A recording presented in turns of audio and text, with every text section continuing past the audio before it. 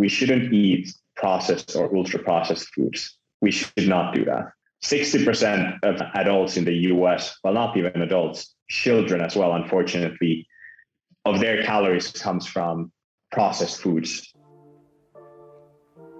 Welcome to the Systems for Success podcast, where we talk about how to effortlessly increase your productivity, amplify your entrepreneurial impact, and profitably turn your passion into your life's work. We've got eye-opening insights with a sprinkle of charisma and a mind set on domination, hosted by myself, Kevin Wathey.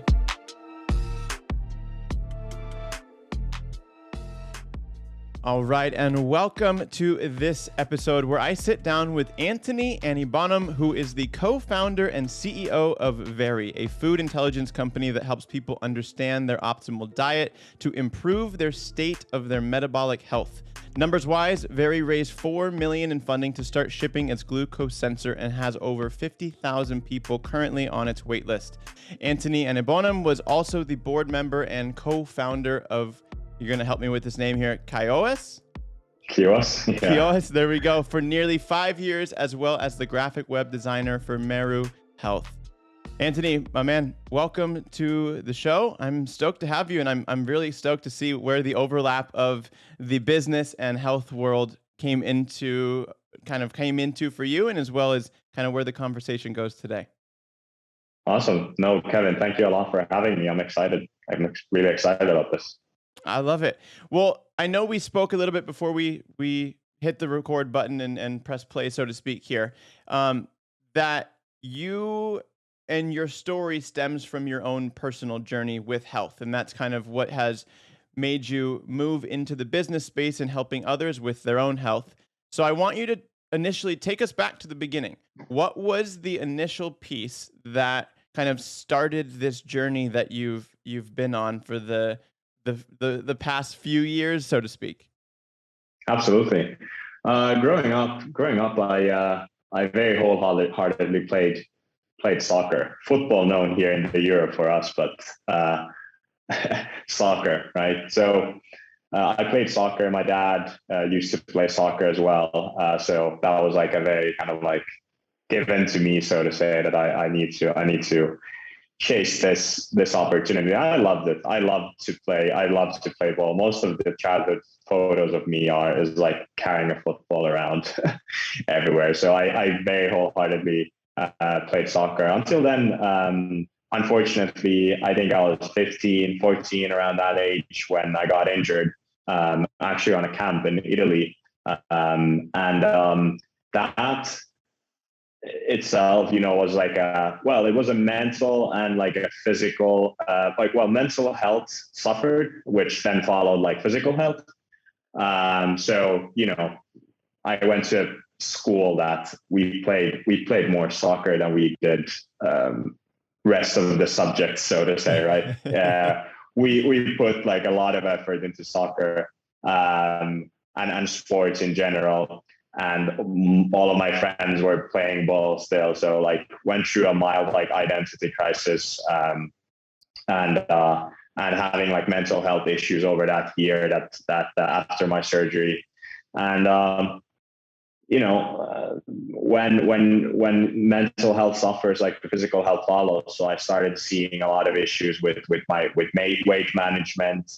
I started gaining weight, and I was like very, very lost with my health. I didn't really understand that how the things that I was normal for me to put into my mouth and to put into my system were all of a sudden, causing me all of this trouble, not just like gaining weight, but things like, having brain fog and like all of the rest of this stuff. So I started I became really curious about nutrition already at a relatively young age. And it all came then together when at 2018, when I was actually still with Kiuas, and my journey had taken me to China, actually to build an accelerator program in China, Chengdu, with my current co-founder, Vern, who as well has gone through, being really sick, having like a flock of different like problems with his like different autoimmune diseases growing up. And everything was like correlated or connected with food, with the food that we eat and how the food that we eat is really making or breaking our bodies. So when we connected on the note that both of us had these experiences, we decided that the next thing that we'll do after we came then back from China, we want to build something into the health and nutrition space. So that's kind of like how the story started with Veri. At 2019, we already started thinking about different things of what we could build into this space, into the nutrition space. There wasn't really any objective, effortless tools for an individual to track their nutrition on a continuous basis. There were things like calorie counters and the rest of this stuff, but we already understood, looking at everything that we had learned from the space, that understanding calories is like staring at the tip of the iceberg, or like missing the forest for the trees. It's you're looking at like one point that is not telling you the whole story of what's going on. Very often metabolic illnesses or metabolic issues with your metabolism are kind of like simulations of like different things going wrong, and you just like have to start like opening up those knots one at a time, and it starts very deep, even from like a hormonal level, right? Mm-hmm. So we understood this, and we knew that there's something that we can build into the space that will solve this. And when we then stumbled on continuous glucose monitors that are state-of-the-art medical devices that are mainly meant for a diabetic use case, we knew that if we could understand continuously our glucose levels and match the glucose data with our nutrition, we could start really understanding, like, from a hormonal basis of how our body is reacting to different foods. And through that, understand that how do we really help people lead healthier lives through understanding that what they're putting into their bodies and how their body is uniquely responding to different foods. I love how essentially you've made, in essence, your message. You've taken what has affected you and now turned it into a business to help other people grow from what it is that you and your business partner, co-founder, experienced.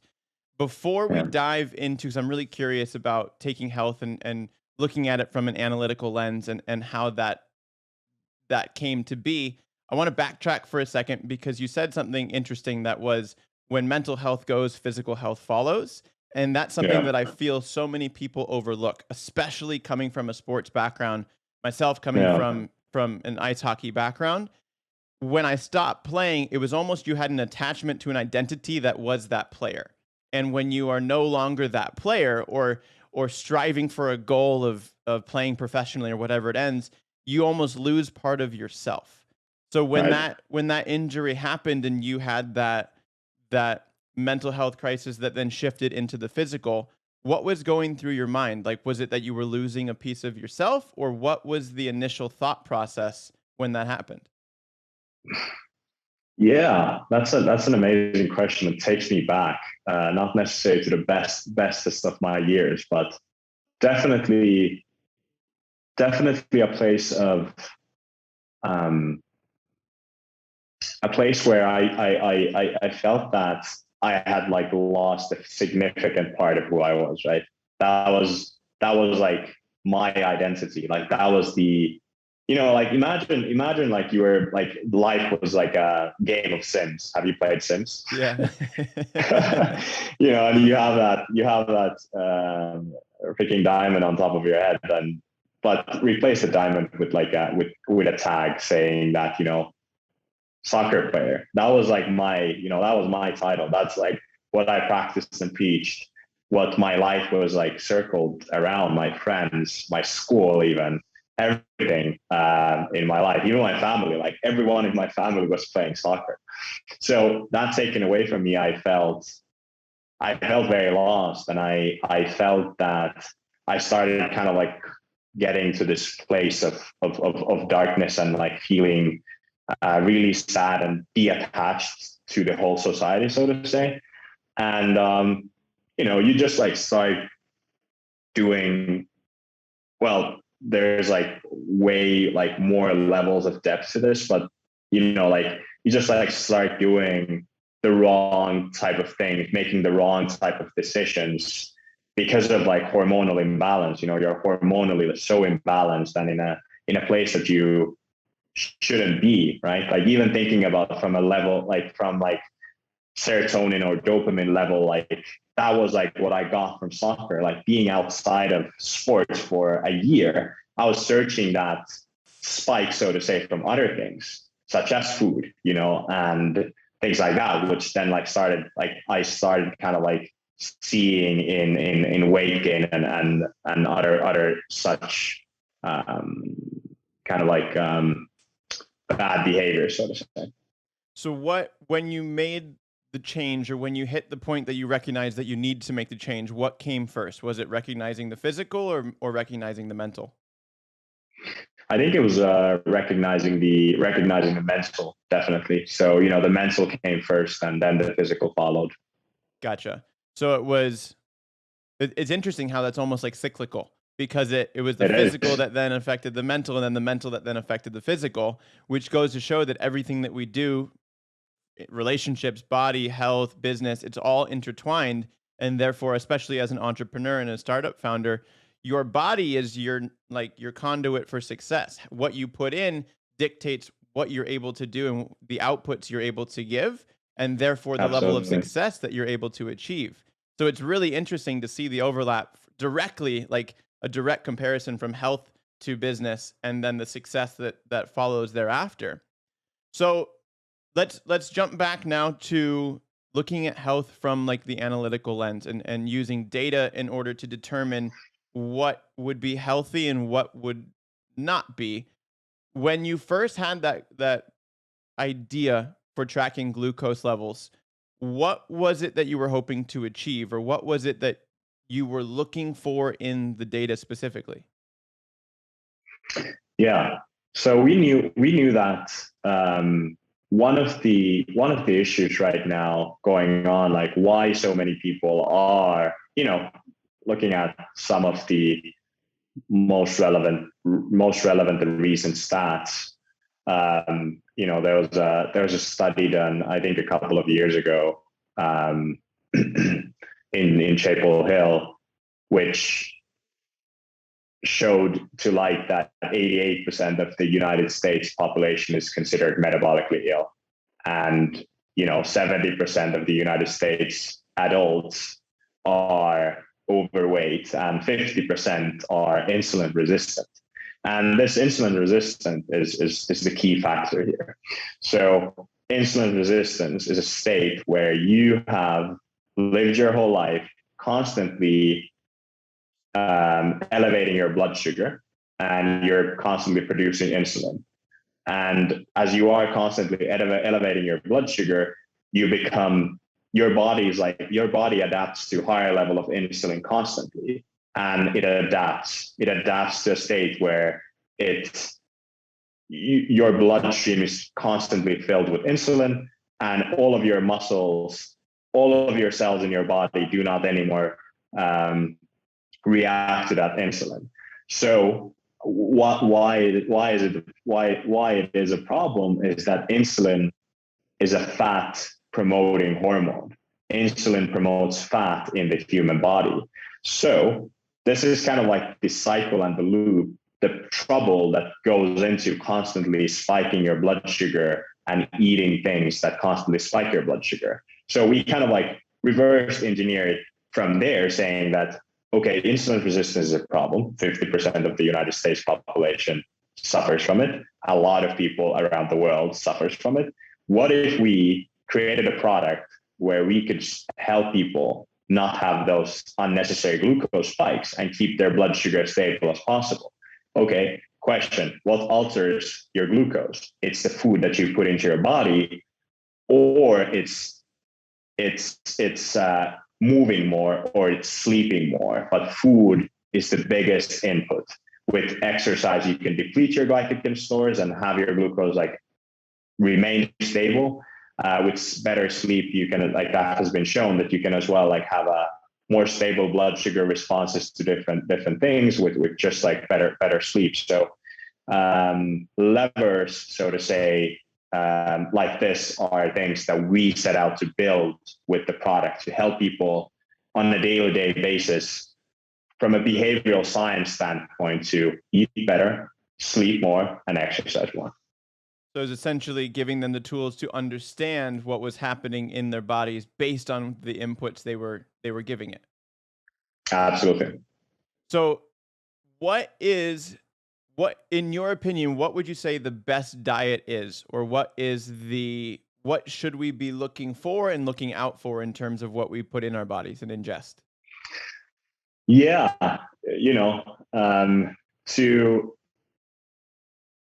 to 100% support what we are doing, I would say that everyone is unique. So you have to test it out yourself. But I will say that everyone is like not that unique. Well, everyone is unique, but there are general things that we should not do.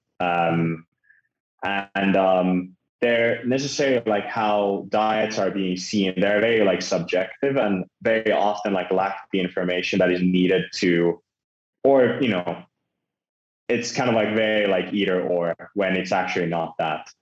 In terms of like, do I have this amount of carbohydrates? Do I have this amount of fats? Does most of my calories come from fats or carbohydrates?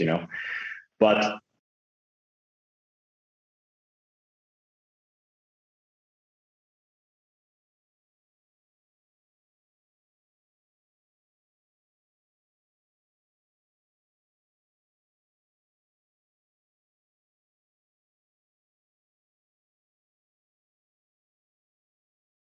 ultra processed foods often, which is bad. We shouldn't necessarily like there's some like proof to this and some early stage studies that it's not necessarily optimal for us to eat 5 times a day small snacks, and it's basically what I was explaining earlier. So what you're basically doing when you're eating like 5 times a day, you're constantly having your blood sugar be elevated to a level that you don't feel tired, right? You don't feel tired because your blood sugar, you're constantly kind of like trying to get it up there. But it doesn't need to be like that. It will stay like up to a certain level. You just like have to get used to the fact for a while, because what actually kicks in when your blood sugar goes low, you start producing energy through fat, through ketoneogenesis.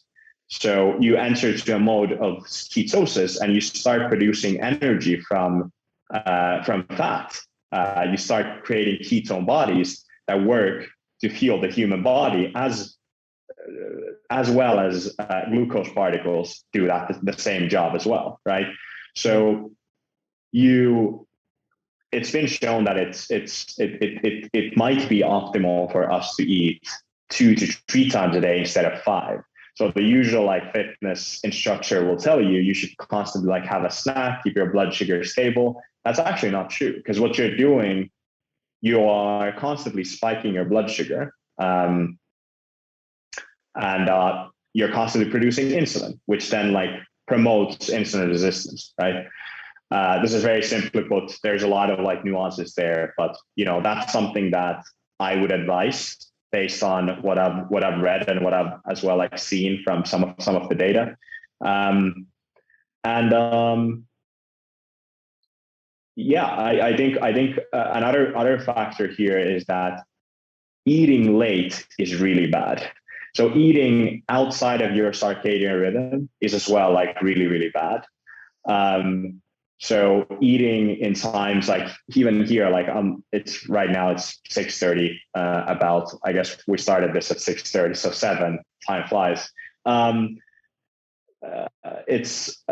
We right now it's dark here, and for me to now ingest any kind of nutrition might as well like promote insulin resistance. The reason for that is that your body, when you're high on melatonin, melatonin is high. Your body is like, when the sun goes down, melatonin levels rises. Your body is starting to set into a place where, hey, I'm going to sleep soon. I'm going to, I am not going to need energy. If I give my body a lot of energy right now, it's just a waste, and that will be stored as fat in my body, right?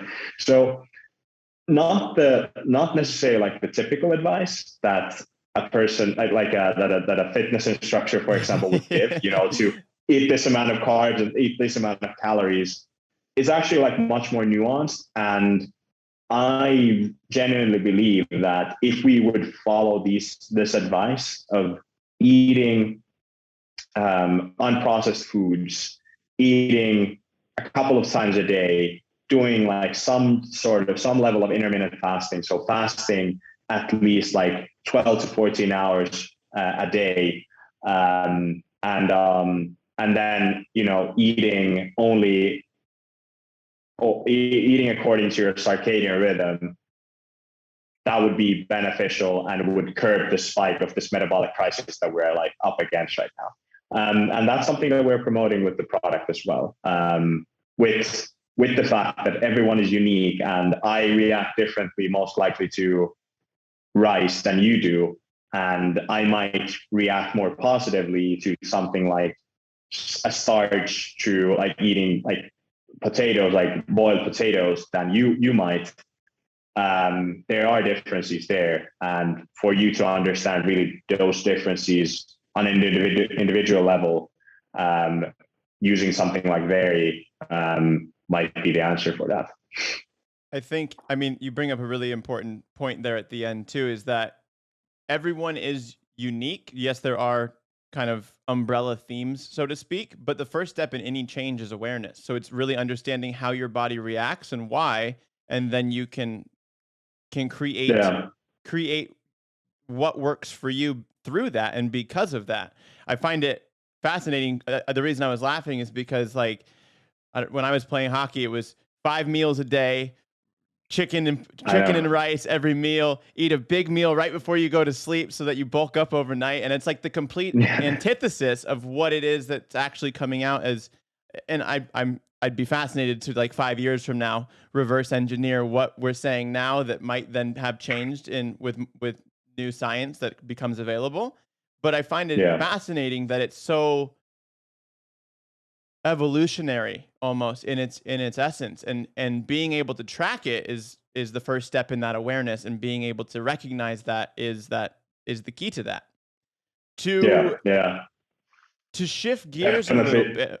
Sorry, go ahead. Definitely, like the kind of like the thing that we've been talking about this as well a lot, and throughout like customer like interviews and calls, we've really seen the power of, that seeing is believing. Like those words have really stuck with us. I think that when you really see yourself like having that crazy glucose spike after just a mere like banana, you're just like bewildered about the fact that, wow, like it's not saying necessarily that banana is not healthy, but it's saying that it has a lot of packed sugars that I would argue that not a lot of people are necessarily aware when, eating 4 or 5 bananas a day, which I used to do, playing soccer, like constantly just like eating very like quick carbs, so to say, to keep my blood sugar stable. Mm-hmm. So I have a banana every morning, but it's interesting. Bananas are not 5 a day, but bananas is like one of the most nutrient packed foods out there, which is why if you've ever had one, you don't necessarily crave another one immediately thereafter, because it's shut off the receptor that tells your body that you need to eat more of this. Complete opposite if you were to eat potato chips or something, where you have one and now you can't stop eating them because it's modified in a way that makes you want more of the negative. Exactly. Yeah. So to shift gears, and I'm curious because of the societal differences between Scandinavia as well as the United States, where the United States is very much like an entrepreneurial driven society and economy, where it's almost rewarded to be entrepreneurial. And while it's changing definitely in Scandinavia, I know Finland in particular as well is almost like more of you're part of the class rather than go off and create your own thing. And I'd be really curious to get your take on growing up in Finland, in Scandinavia, and having the shift and recognizing, okay, this is what I want to do. I'm going to go against what society's telling me to. And even bigger, because in the States, you're still going against what the vast majority of people will do, but you had to make an even bigger decision because it's the vast majority of the population do not choose entrepreneurship over something else in Scandinavia. Yeah. I have to say that I might be like a bit, working with cheat codes here. So my dad is an entrepreneur. And I think it was very clear to me growing up that how I should operate and like that I should go out and build something on my own. I remember like my dad constantly like preaching that growing up that, you want to create like your own purpose. You want to create, you want to own that narrative and you want to work for yourself and that kind of stuff. And that has like, of course, transitioned a lot. I think that because of my Scandinavian heritage, even as the CEO and the co-founder, I like to say that I work for my team. I am kind of like blowing a wind to their back for them to just like realize and then work on the things that they love. And I'm just, an enabler at the end of the day. There's this. I like to think of myself as or that's like where I'm trying to head to is like being the least influential CEO in the world. There's a how much of that do you think is conditioned? What do you mean by condition? How much of that thought process of wanting to be the least influential CEO is a condition of your upbringing, and how much of that is actually you choosing to follow a servant leadership path? I think it's a thing that has like come true influence. I've had the pleasure to work with and like associate with some of the most exciting Nordic founders and CEOs, and this is like a common thread here in Scandinavia. So I've just seen companies that work so well based on like those sorts of values that I really think that in the current environment that we're in, where every single person that I bring in from the door should be like better at doing that job that I like hire them to do 10 times better than I am, right? So, I really believe that in the current environment where we're in, where everyone, well, not everyone, but the right people are very autonomous. They want to work on their own. They want to kind of like be like entrepreneurs inside of a company. Being able to enable that is something that I am very excited about. And I think that like really is the catalyst for building amazing things. When you first started building your team, because management experience and how to lead is not necessarily something that's taught in university or taught really anywhere. No. How did you first go about building your team, and what were some of the lessons learned along the way? Yeah, we went out to build a team that had like a very global mindset. So people that weren't thinking just Finland or, weren't necessarily even thinking just Europe, but people that were thinking the whole world and tackling the biggest markets and having the biggest possible impact.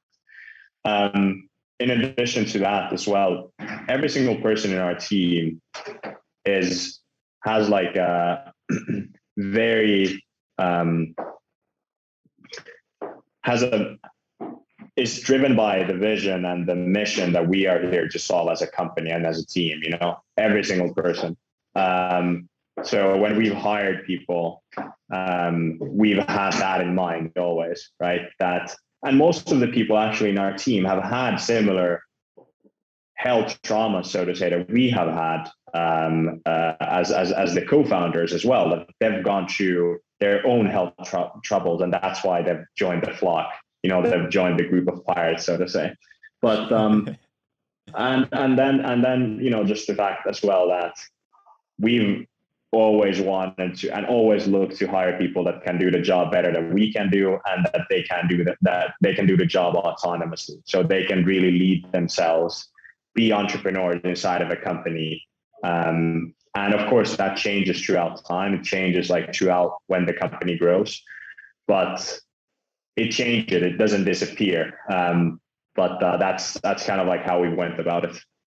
Is there one specific trait or thing that you look for above all else when bringing someone new onto your team? They need to be really, they need to care about the mission. They need to really care about the mission of what we're trying to do. And I think above everything else, that is, kind of like a thing that we require.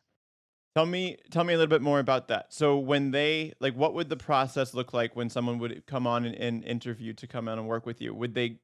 How would they first become aware of the mission, and what would the process to recognize if they're in alignment with that mission look like? Yeah, I think the people that we end up hiring do their homework really well.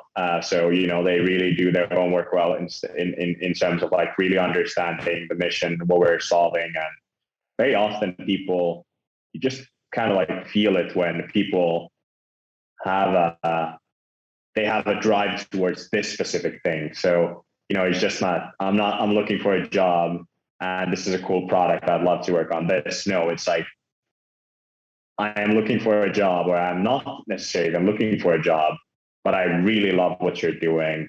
And I love what you're doing because I've gone through these things like myself. I've had these troubles myself.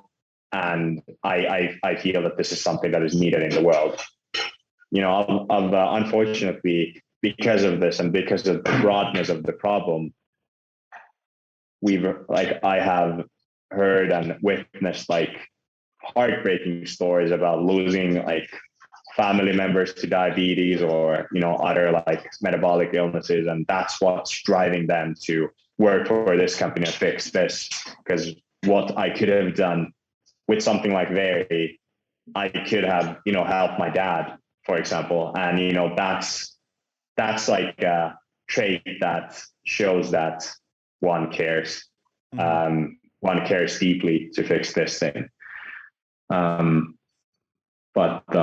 Yeah, it's having that underlying why that is the thread that pulls you through, not necessarily searching. And I guess I see this a lot from an entrepreneurial standpoint. And like you said, the people coming on to your team that you're bringing on are more intrapreneurial, so they're wanting to build something for themselves within the business as well.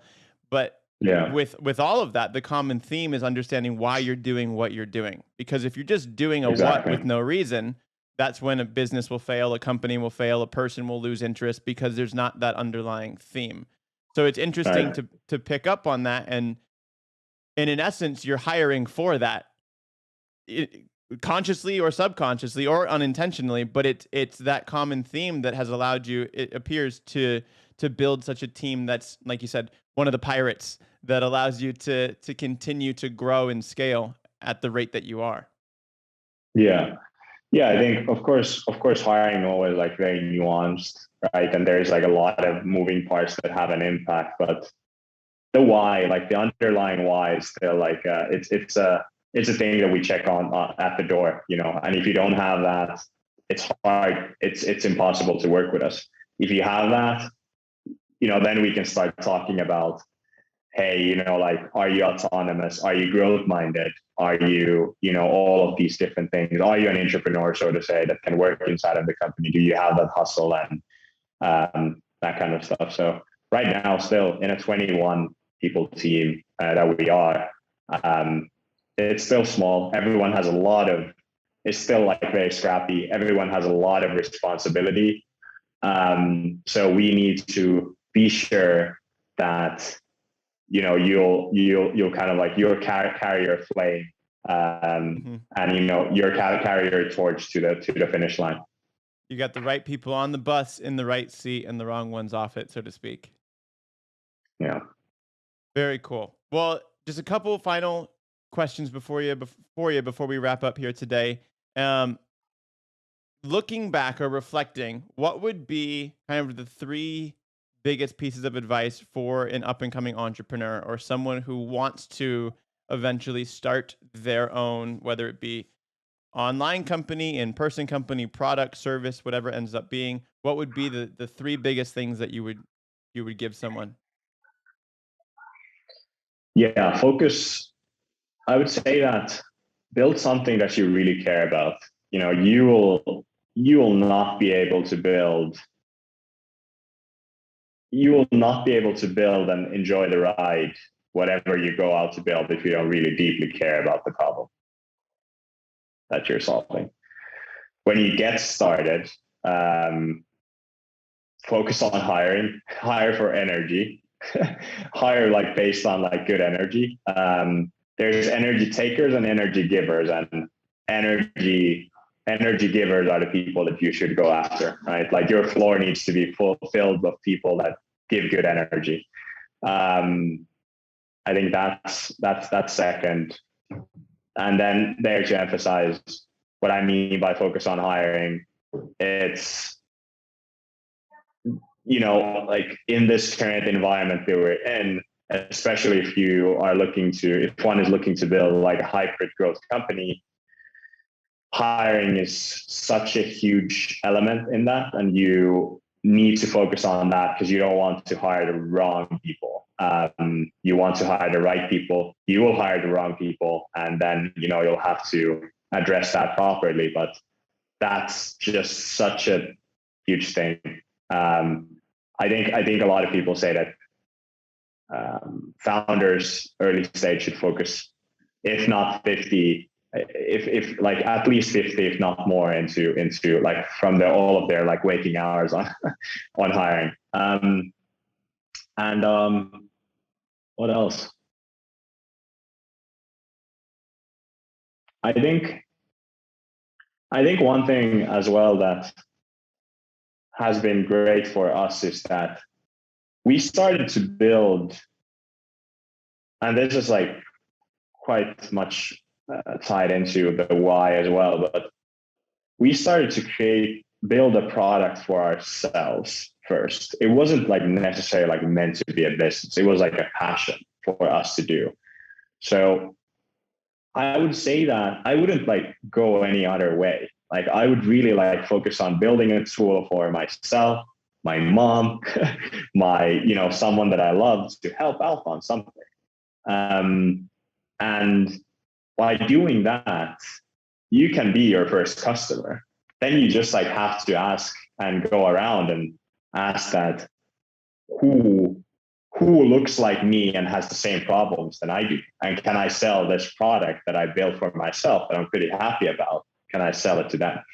So I guess that's three pieces of advice that I would say that have, at least for me, been big realizations and big things that I'm thankful for.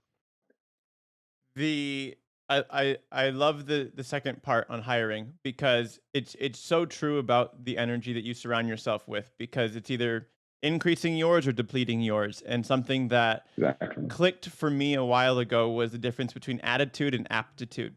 We hire for attitude, you can train aptitude. But if there's an error on the aptitude side, you can fix that. If there's an error on the attitude side, there's not much you can do, and that's something that the person would need to do and develop themselves. But from a hiring standpoint, you're shooting yourself in the foot if that's what you're looking for first. So rather than look for the expert, look for someone who's got the attitude that's dialed in, and then you can train them to become the expert for what it is they need to do, as long as they're interested in that field. Absolutely. 100%. Couldn't agree more. That's a very, very good point. Cool. Well, Antoni, I sincerely appreciate your time today, and I want to wrap up here. Is there anything else that you'd like to add or say before we close out the episode today? Oh no, I think I'm grateful for this session. I really enjoyed our talk. And thanks for having me on the show. Absolutely. Maybe there will be a part 2 or part 3 somewhere in the future, and we can dive deeper into go laterally down some of these paths that we touched on today. So thank you again for your time. No, I'm happy to. Absolutely. Thank you again for your time, and have a great rest of your day. Thank you for listening to the Systems for Success podcast, where we talk about how to effortlessly increase your productivity, amplify your entrepreneurial impact, and profitably turn your passion into your life's work. To join our free group for entrepreneurs, go to s4spod.com/group, or to receive our latest online client acquisition report, go to s4spod.com/report, and have a fantastic rest of your day. See ya.